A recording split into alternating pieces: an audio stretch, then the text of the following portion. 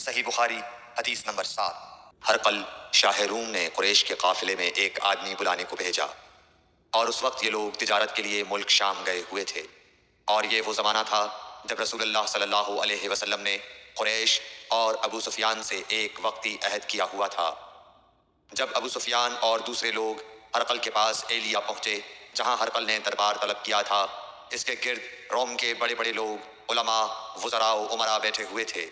ہرقل نے ان کو اور اپنے ترجمان کو بلوایا، پھر ان سے پوچھا کہ تم میں سے کون شخص مدعی رسالت کا زیادہ قریبی عزیز ہے؟ ابو سفیان کہتے ہیں کہ میں بول اٹھا کہ میں اس کا سب سے زیادہ قریبی رشتہ دار ہوں۔ یہ سن کر ہرقل نے حکم دیا کہ اس ابو سفیان کو میرے قریب لا کر بٹھاؤ، اور اس کے ساتھیوں کو اس کی پیٹھ کے پیچھے بٹھا دو۔ پھر اپنے ترجمان سے کہا کہ ان لوگوں سے کہہ دو کہ میں ابو سفیان سے اس شخص یعنی محمد صلی اللہ علیہ وسلم کے حالات پوچھتا ہوں، اگر یہ مجھ سے کسی بات میں جھوٹ بول دے تو تم اس کا جھوٹ ظاہر کر دینا۔ ابو سفیان کا قول ہے کہ خدا کی قسم، اگر مجھے یہ غیرت نہ آتی کہ یہ لوگ مجھ کو جھٹلائیں گے تو میں آپ صلی اللہ علیہ وسلم کی نسبت ضرور غلط گوئی سے کام لیتا۔ خیر، پہلی بات جو ہرقل نے مجھ سے پوچھی وہ یہ کہ اس شخص کا خاندان تم لوگوں میں کیسا ہے؟ میں نے کہا وہ تو بڑے اونچے عالی نسب والے ہیں۔ کہنے لگا اس سے پہلے بھی کسی نے تم لوگوں میں ایسی بات کہی تھی؟ میں نے کہا نہیں۔ کہنے لگا اچھا اس کے بڑوں میں کوئی بادشاہ ہوا ہے؟ میں نے کہا نہیں۔ پھر اس نے کہا بڑے لوگوں نے اس کی پیروی اختیار کی ہے یا کمزوروں نے؟ میں نے کہا نہیں، کمزوروں نے۔ پھر کہنے لگا اس کے تابعدار روز بڑھتے جاتے ہیں یا کوئی ساتھی پھر بھی جاتا ہے؟ میں نے کہا نہیں۔ کہنے لگا کیا اپنے اس دعویٰ نبوت سے پہلے کبھی کسی بھی موقع پر اس نے جھوٹ بولا ہے؟ میں نے کہا نہیں، اور اب ہماری اس سے صلح کی ایک مقررہ مدت ٹھہری ہوئی ہے، معلوم نہیں وہ اس میں کیا کرنے والا ہے۔ ابو سفیان کہتے ہیں میں اس بات کے سوا اور کوئی جھوٹ اس گفتگو میں شامل نہ کر سکا۔ ہرقل نے کہا کیا تمہاری اس سے کبھی لڑائی بھی ہوئی ہے؟ ہم نے کہا کہ ہاں۔ بولا پھر تمہاری اور اس کی جنگ کا کیا حال ہوتا ہے؟ میں نے کہا لڑائی ڈول کی طرح ہے، کبھی وہ ہم سے میدان جنگ جیت لیتے ہیں اور کبھی ہم ان سے جیت لیتے ہیں۔ ہرقل نے پوچھا وہ تمہیں کس بات کا حکم دیتا ہے؟ میں نے کہا وہ کہتا ہے کہ صرف ایک اللہ ہی کی عبادت کرو، اس کا کسی کو شریک نہ بناؤ، اور اپنے باپ دادا کی شرک کی باتیں چھوڑ دو، اور ہمیں نماز پڑھنے، سچ بولنے، پرہیزگاری اور صلہ رحمی کا حکم دیتا ہے۔ یہ سب سن کر پھر ہرقل نے اپنے ترجمان سے کہا کہ ابو سفیان سے کہہ دے کہ میں نے تم سے اس کا نسب پوچھا تو تم نے کہا کہ وہ ہم سے عالی نسب ہے، اور پیغمبر اپنی قوم میں عالی نسب ہی بھیجے جایا کرتے ہیں۔ میں نے تم سے پوچھا کہ دعویٰ نبوت کی یہ بات تمہارے اندر اس سے پہلے کسی اور نے بھی کہی تھی تو تم نے جواب دیا کہ نہیں۔ تب میں نے اپنے دل میں کہا کہ اگر یہ بات اس سے پہلے کسی اور نے کہی ہوتی تو میں سمجھتا کہ اس شخص نے بھی اسی بات کی تقلید کی ہے جو پہلے کہی جا چکی ہے۔ میں نے تم سے پوچھا کہ اس کے بڑوں میں کوئی بادشاہ بھی گزرا ہے تو تم نے کہا کہ نہیں۔ تو میں نے دل میں کہا کہ ان کے بزرگوں میں سے کوئی بادشاہ ہوا ہوگا تو کہہ دوں گا کہ وہ شخص اس بہانے اپنے آباء و اجداد کی بادشاہت اور ان کا ملک دوبارہ حاصل کرنا چاہتا ہے۔ اور میں نے تم سے پوچھا کہ اس بات کے کہنے یعنی پیغمبری کا دعویٰ کرنے سے پہلے تم نے کبھی اس کو دروغ گوئی کا الزام لگایا ہے؟ تم نے کہا کہ نہیں۔ تو میں نے سمجھ لیا کہ جو شخص آدمیوں کے ساتھ دروغ گوئی سے بچے وہ اللہ کے بارے میں کیسے جھوٹی بات کہہ سکتا ہے۔ اور میں نے تم سے پوچھا کہ بڑے لوگ اس کے پیرو ہوتے ہیں یا کمزور آدمی؟ تم نے کہا کمزوروں نے اس کی اتباع کی ہے، تو دراصل یہی لوگ پیغمبروں کے متبعین ہوتے ہیں۔ اور میں نے تم سے پوچھا کہ اس کے ساتھی بڑھ رہے ہیں یا کم ہو رہے ہیں؟ تم نے کہا کہ وہ بڑھ رہے ہیں، اور ایمان کی کیفیت یہی ہوتی ہے حتیٰ کہ وہ کامل ہو جاتا ہے۔ اور میں نے تم سے پوچھا کہ آیا کوئی شخص اس کے دین سے ناخوش ہو کر مرتد بھی ہو جاتا ہے؟ تم نے کہا نہیں۔ تو ایمان کی خاصیت بھی یہی ہے، جن کے دلوں میں اس کی مسرت رچ بس جائے وہ اس سے لوٹا نہیں کرتے۔ اور میں نے تم سے پوچھا کہ آیا وہ کبھی عہد شکنی کرتے ہیں؟ تم نے کہا نہیں۔ پیغمبروں کا یہی حال ہوتا ہے، وہ عہد کی خلاف ورزی نہیں کرتے۔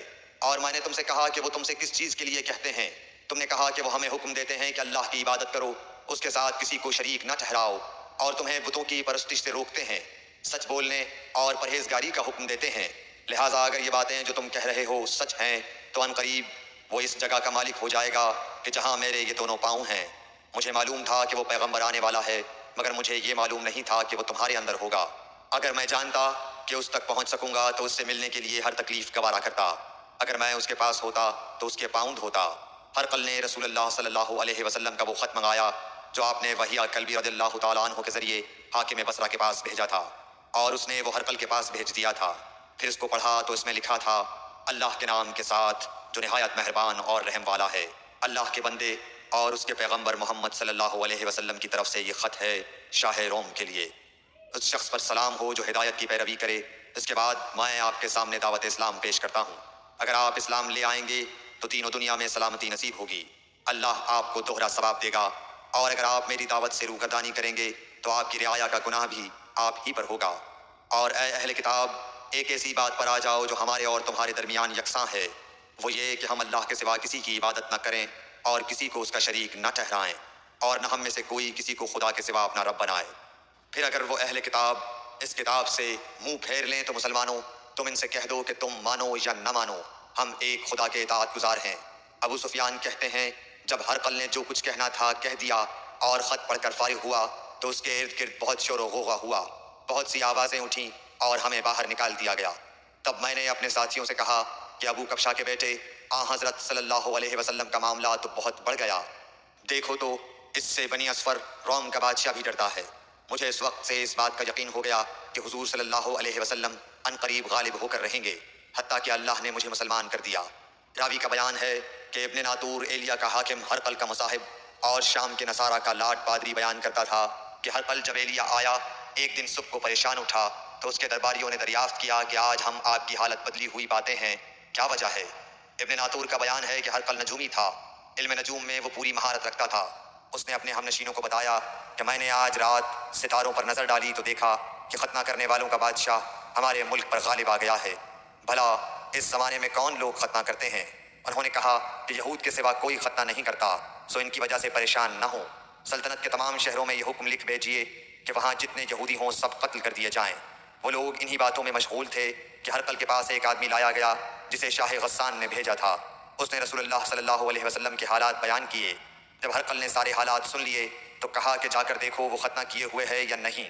انہوں نے اسے دیکھا تو بتلایا کہ وہ ختنہ کیا ہوا ہے۔ ہرقل نے جب اس شخص سے عرب کے بارے میں پوچھا تو اس نے بتلایا کہ وہ ختنہ کرتے ہیں۔ تب ہرقل نے کہا کہ یہی محمد صلی اللہ علیہ وسلم اس امت کے بادشاہ ہیں جو پیدا ہو چکے ہیں۔